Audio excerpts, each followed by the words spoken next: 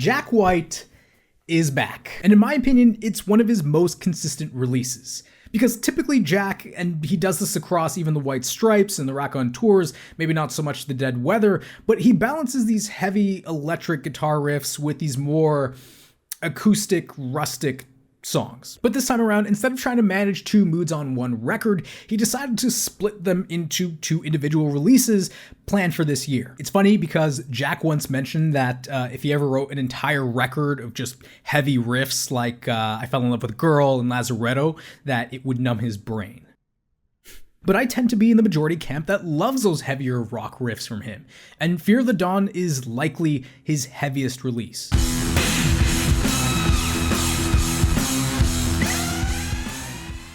Yes, he's explored robo-rock riffs way back on Blue Orchid. But now you can't even tell where the guitars begin and where the electronics end.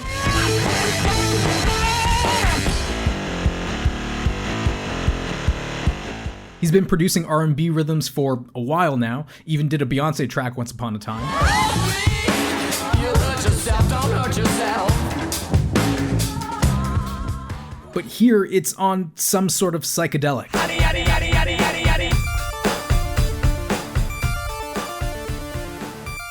But at a tight 40 minutes, Fear of the Dawn combines the experimental edge of Boarding House Reach with the more heavy stadium rock anthems of Icky Thump. It's a weird but focused effort, and I don't think it beats out anything that the White Stripes have put out, but I will say it's probably my favorite solo release from him. It's got no skips for me. 25 years into his career, and it seems like Jack White is only getting more creative, pushing what should be a tired and familiar genre as far as he possibly can. Let's talk about the significantly different Jack White and why I think he's the current king of rock and roll. The role of a king is to protect the kingdom. He should be somebody that's looked at as the spiritual focal point of some mission. And while Elvis Presley will forever be the king, it's been 45 years since his passing, and I think it's about time we pass the torch of the king of rock and roll onto someone who's currently working today. I think that's fair. Josh Homme, frontman of Kyuss, Queens of the Stone Age, Eagles of Death Metal, and Them Crooked Vultures, would be a close runner-up. I mean, he's even known as the Ginger Elvis. But you'll see that Homme's rock and roll efforts outside of just music just doesn't hold a candle to Jack's. Musically, they're pretty close, and at times I do prefer Homme's vocals over Jack's, but it's kind of hard to root for Homme because he's just hasn't been the greatest human being a couple of times. Dave Grohl seems like a likely choice, having been a part of Nirvana, Queens of the Stone Age, forming the Foo Fighters and Them Crooked Vultures. He's quite possibly the coolest guy in music, an exceptional musician, but if we're being honest, his output after like 1999 just pales in comparison to Jack's. And while I'm on a hot take streak here, Dan Auerbach and the Black Keys have been prolific, but nothing they've released has reached the highs of even the White Stripes. It's true and you know it. Jack White has embodied the spirit of rock and roll, protecting the rock flame in popular music for more than 2 decades now. He's at once a preservationist of rock, but also an innovator within the genre. He's literally a board member of the Library of Congress's National Recording Preservation Foundation. God, that is a mouthful. But he's actively trying to protect human works of art. Yes, he has a preference for vintage gear and analog recording techniques, but he's also open-minded to experimenting with new approaches. His band, the White Stripes, featured a duo creating music with the bare essentials. Not reinventing rock, but personifying it for a new generation, using only rock's main ingredients, a consistent color scheme, and an overall do-it-yourself lo-fi aesthetic. Together, they created a global anthem, quite possibly the most recognizable riff on planet Earth today. But I've already said plenty about the White Stripes. If you want to hear me talking about their little songs, for example, you can watch the video up in the corner right there. But after 4 albums with the White Stripes, Jack and his friend Brendan Benson would end up forming the group The Raconteurs after writing the track Steady As She Goes. Steady as she goes.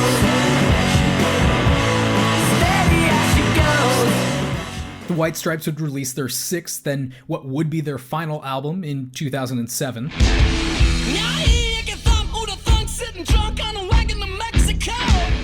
Jack would release another record alongside the Raconteurs in 2008.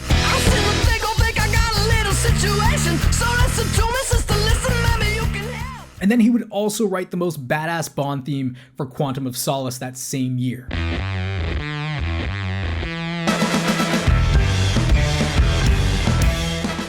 There was a time where Jack had lost his voice while on tour with the Raconteurs. And then he'd have Alison Mosshart of the band The Kills, whom they were touring with at the time, to come in and cover and fill in for a couple of songs. Soon enough, Alison and Jack were writing for a new supergroup called The Dead Weather, releasing their debut in 2008. Hold up. And then they'd also release a sophomore effort less than a year later. Walk you to my house so I can hear you.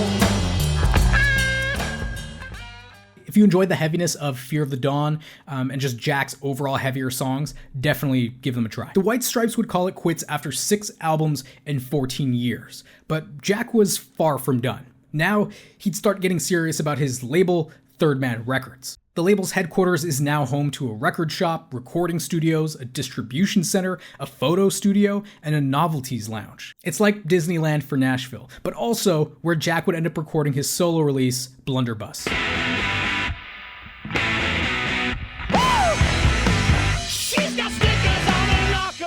He apparently used 100 different production styles on the record. For example, he ended up recording different versions of each track, first with an all-male backing band and then an all-female backing band, just to see if there was anything different. Was there, Jack? In promoting the record, the single Freedom at 21 was pressed on 1,000 flexi discs and attached to helium balloons and then just sent out into the public. If you found one, let me know in the comments. But the Lazaretto era is where things would start getting a bit more experimental.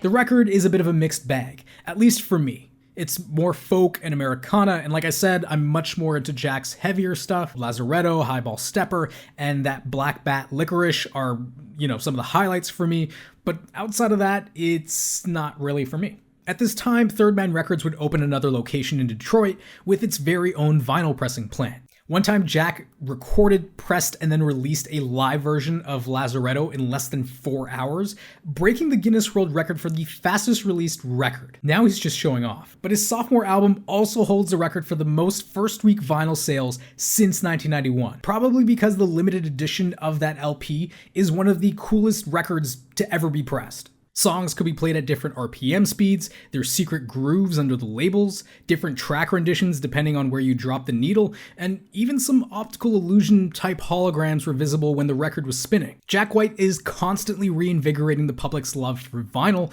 while also breaking new ground within it. For Third Man Records' anniversary and their 3 millionth record pressed, Jack White and his team would end up playing the first vinyl record in space. He was playing a recording of Carl Sagan's A Glorious Dawn. Oh, hold up. He also did another Dead Weather album.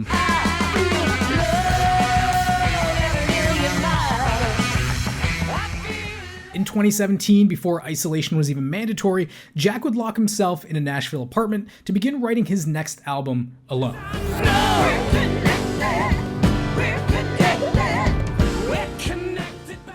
He admittedly called it a bizarre record, but Boarding House Reach is an ambitious experiment in production and style. The instrumentation of this record is the star, and Jack was actively trying to find new breakthrough moments of sound design. Kanye West, A Tribe Called Quest, and even Nicki Minaj were guiding influences for this new direction. I know people who love this record, that needle nerd guy loves it, and I can definitely appreciate the weirdness, but it's not a record that I return to often. Even over and over and over, a track that I should like sounds a little forced and out of place on this record. But the thing is, Jack White could have easily coasted on redoing the same White Stripes-esque garage rock forever, like the Black Keys are kind of doing right now. But he instead branched out and experimented, even if it doesn't always land. Just before the pandemic, we'd see the first Raconteurs album in 11 years. Oh, what will I do now that you're gone?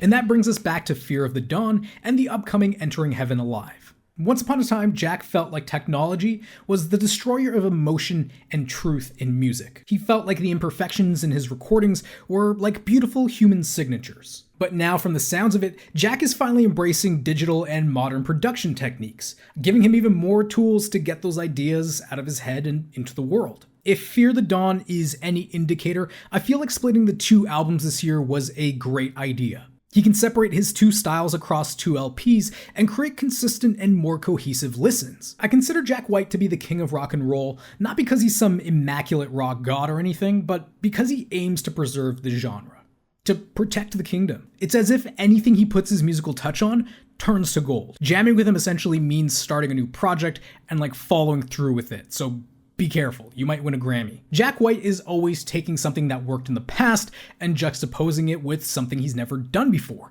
to create something significantly different. But don't take my word for it. Like, subscribe, and buy me a coffee if you please. People have been saying for a while that rock is dead. Rock is always holding on to the same ideas rather than trying something new. This is one thing that you cannot say about Jack White. Every album that he releases, even if it seems like he's tackling something old school, there's always something very fresh that is on every album or every song. So I've never really been a fan of the White Stripes myself, but Jack White's solo discography, it is where it's at for me. I love the first 2 albums. They're classic. When this thing came out, I was obsessed with it. Yeah, I just loved all the weird sounds he was making. They keep getting, if not better, than just the same level of quality as the last one.